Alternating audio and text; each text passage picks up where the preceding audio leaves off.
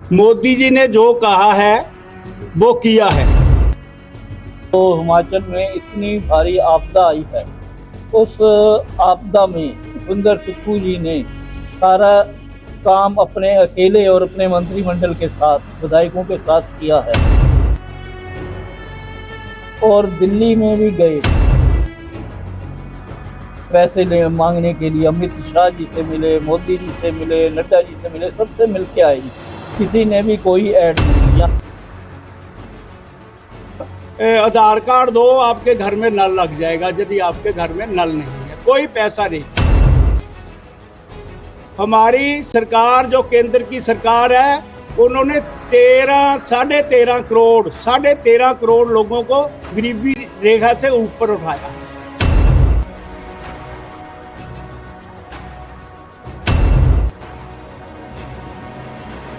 जय हिंद दोस्तों, मैं नरेश ठाकुर आप सभी का आपका फैसला टीवी के राजनीतिक चर्चा मंच में स्वागत करता हूं। जैसा कि हम सभी एक और चुनावी मौसम में प्रवेश कर रहे हैं, जिसके दौरान हम अपने दोस्तों और रिश्तेदारों के बीच बातचीत या गपशप के द्वारा उनसे हम राजनीति के ऊपर चर्चा करके पूछते हैं कि वो कौन सी पार्टी से सहमत हैं या असहमत हैं। आज हम अपनी इसी गर्मागर्म राजनीति को राजनीतिक चर्चा मंच में बातचीत को और अधिक रोचक बनाने के लिए पूछेंगे क्षेत्र के नेताओं से कुछ सवाल। आज हमारे साथ कांग्रेस से और भारतीय जनता पार्टी से हमारे क्षेत्र के नेताएं जुड़ चुके हैं। आइए आपको उनसे परिचय करवाते हैं। आपका फैसला टीवी में हमें बुलाने पर आपका मैं भारतीय जनता पार्टी की तरफ से आभार व्यक्त करता हूँ। प्रवीण दुआ, district general secretary Congress party. मैं आपका फैसला का इस राजनीतिक चर्चा में भाग लेने के लिए धन्यवाद। मैं राकेश शर्मा, प्रदेश मीडिया कोऑर्डिनेटर आपका फैसला राजनीति विचार मंच पे मैं आपका फैसला का आभार करता हूँ। मनोज शर्मा जी से हैं, भारतीय जनता पार्टी से, जो हमारे बीच में हैं और वो पूर्व जिला अध्यक्ष रह चुके हैं भारतीय जनता पार्टी के। तो मेरा पहला सवाल उन्हीं से है। शर्मा जी, क्या कारण रहा कि पिछले विधानसभा चुनावों में भाजपा को हार का सामना करना पड़ा, जबकि यहाँ पे मोदी मैजिक या डबल इंजन की सरकार जी थी वो फेल होके रह गई? कांग्रेस ने कहा था कि हम हर महिला को 1500 रुपया देंगे। ओपीएस का उन्होंने वादा किया। इसके अलावा उन्होंने कहा कि हम 2 रुपया किलो जो किसानों से गोबर लेंगे। 100 रुपया किलो उन्होंने दूध खरीदने का वादा किया था। इस लालच में आकर कुछ लोगों ने कांग्रेस को वोट किया, जिसका हमें बहुत नुकसान हुआ। बाकी जो हमारी सीटें थी, लगभग 5 सीटें ऐसी थी जो बड़े क्लोज मार्जिन से हम हारे हैं। बाकी यदि वोट का अंतर देखें तो अंतर तो सिर्फ 1% से भी कम अंतर से पूरे हिमाचल में हमारी सरकार गई है। तो उसमें मोदी जो मैजिक है वो चला है, उसमें कोई इतना बड़ा नुकसान नहीं हुआ। लेकिन जो 500 से कम मार्जिन से हमारी सीटें गई हों, बड़ा नुकसान हो वो है। और कांग्रेस का झूठे जो लोगों के साथ वादे हैं वो एक बड़ा कारण रहा है। तो आने वाला जो समय है वो भारतीय जनता पार्टी का है। आने वाले समय में आपने देखना जो छोटी मोटी जो रही है कमी, वो भाजपा आने वाले समय में पूरा करेगी।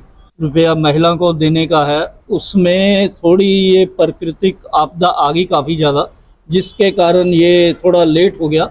ये जल्दी ही 1500 रुपया और गोबर का खरीद का सरकार इसके ऊपर चर्चा करके पैसे डाल रही है।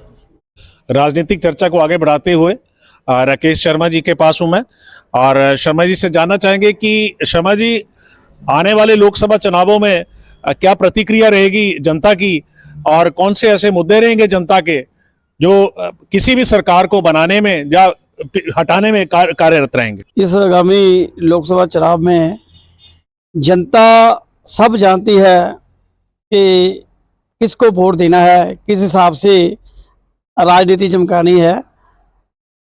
वो बीजेपी बारे में भी जानती है, कांग्रेस बारे में भी जानती है और सेंटर बारे में भी जानती है। जनता के 2 ही मुद्दे रहे हैं हमेशा, बेरोजगारी और जो आर्थिक संकट जिसके ऊपर जनता जूझ रही है, इसके ऊपर पहल करेगी।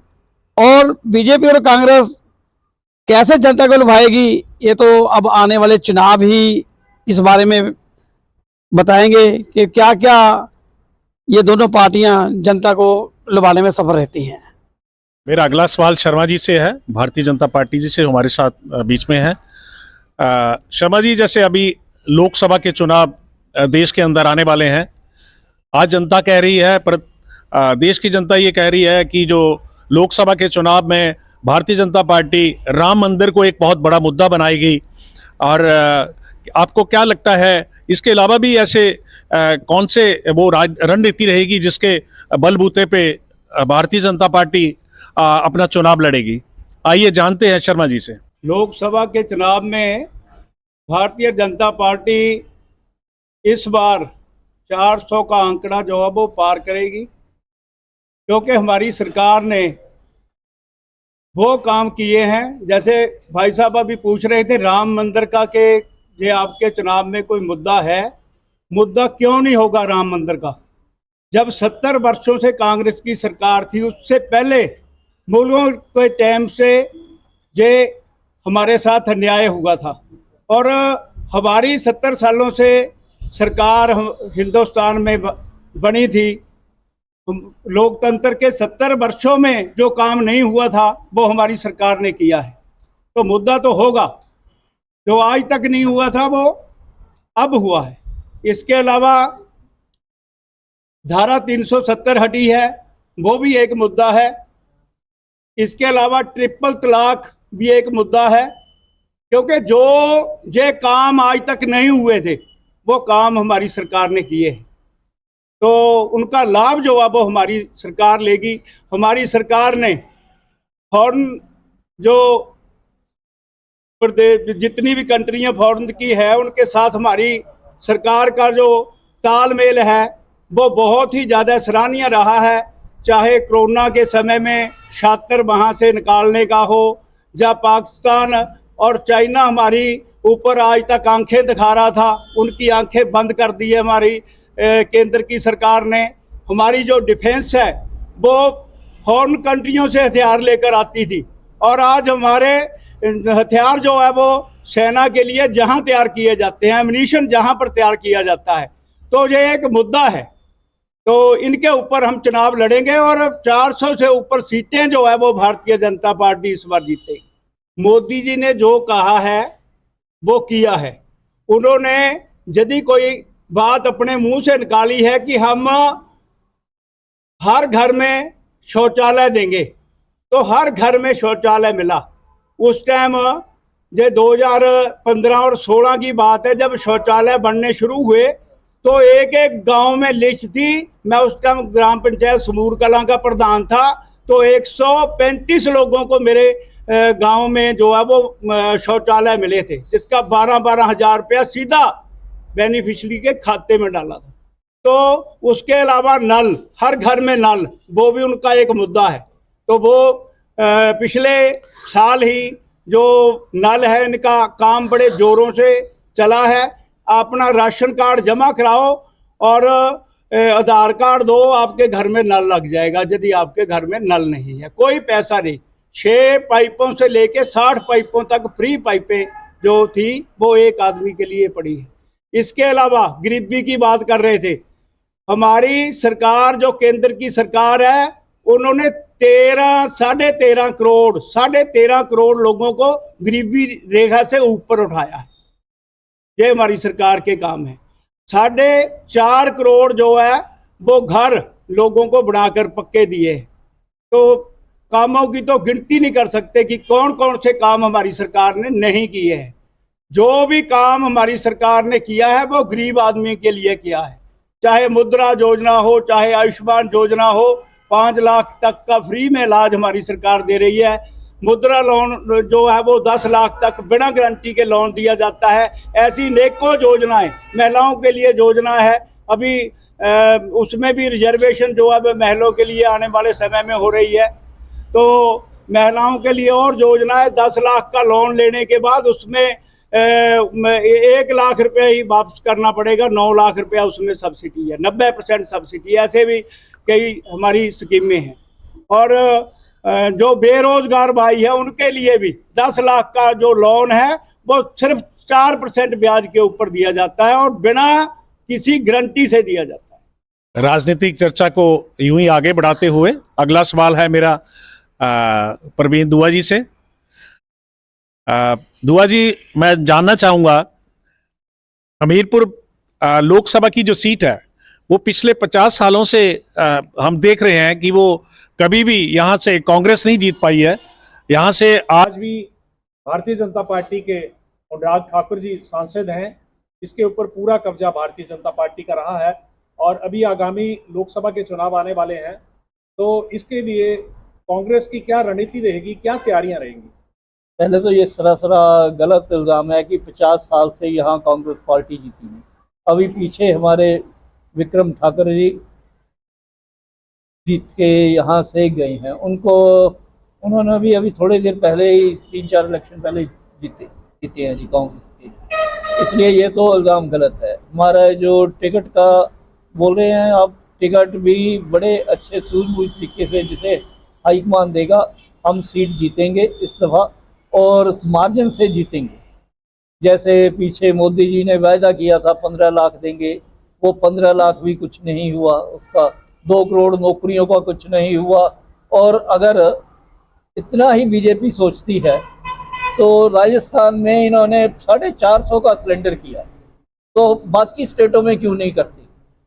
बाकी स्टेटों में भी तो महंगाई है, इसलिए इनको बीजेपी भेदभाव वाला काम करती है। हिमाचल में जहां कांग्रेस की सरकार है वहां आज तक कोई पैसा नहीं दिया, कुछ नहीं किया इन्होंने, और इसलिए इस दफ़ा यहाँ पे निश्चित रूप से जो हमारी हिमाचल की प्रबुद्ध जनता है वो कांग्रेस पार्टी को जिताएगी यहाँ और लोकसभा में जिताएगी। अब चारों की चारों सीटें जो जीतकर हम लोकसभा में भेजेंगे और राहुल गांधी जी के हाथ मजबूत करेंगे। हमारे मुख्यमंत्री सुखविंदर सुक्खू जी हैं, इन्होंने अपने बहुत ही अच्छे काम किए हैं। इन्होंने OPS लागू करवाया है और इन्होंने जो और भी जो दिव्यांग बच्चों के लिए बहुत कुछ किया है, बहुत कुछ कर रहे हैं और आगे भी करेंगे बहुत कुछ।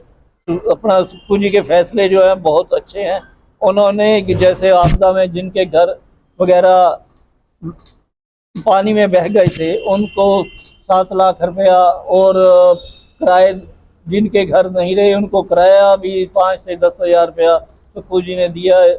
उनके फैसलों को लोग बहुत जनता में प्रचलित हैं। सुक्खू जी ने बेरोजगारी के लिए भी काफ़ी अच्छे कदम उठाए हैं। अभी थोड़े दिन पहले ही काफ़ी नौकरियां उन्होंने निकाली हैं, वन मित्र की, जलवाहकों की, और ऐसे काफ़ी नौकरियां उन्होंने दी हैं, देने के ऐलान कर रहे हैं। इसलिए बेरोजगारी का खासकर ध्यान रखा हुआ है।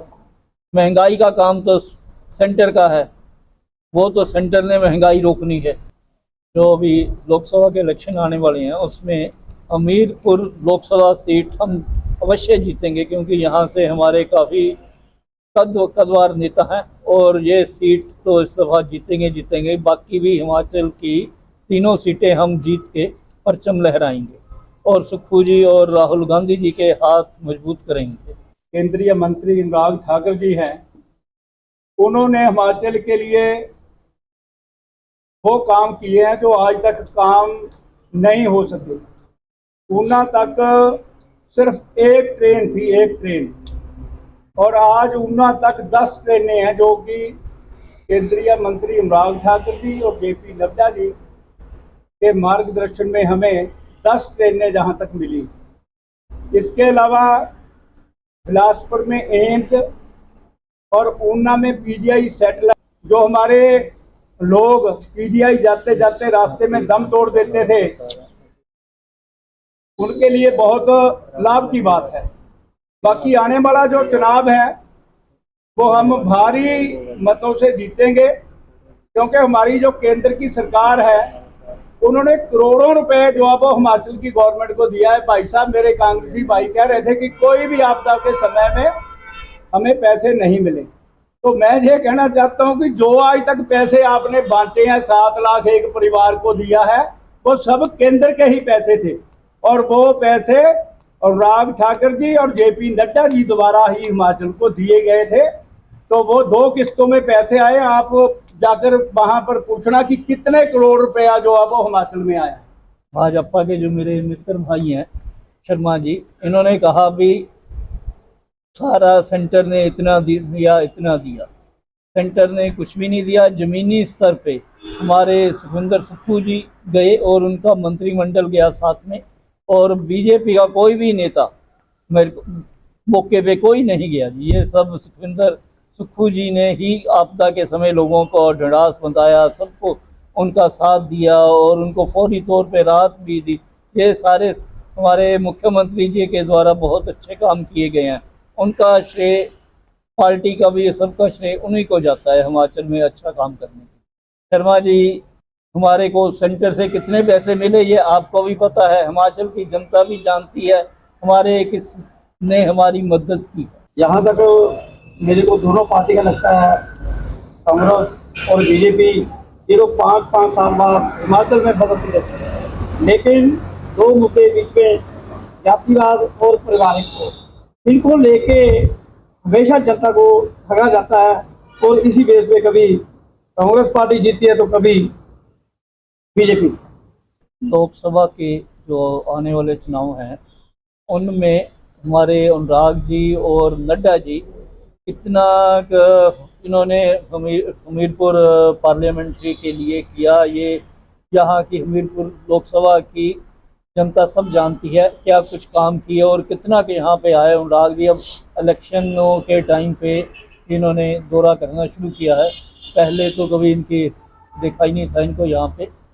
और जो हिमाचल में इतनी भारी आपदा आई है, उस आपदा में सुखविंदर सुक्खू जी ने सारा काम अपने अकेले और अपने मंत्रिमंडल के साथ, विधायकों के साथ किया है।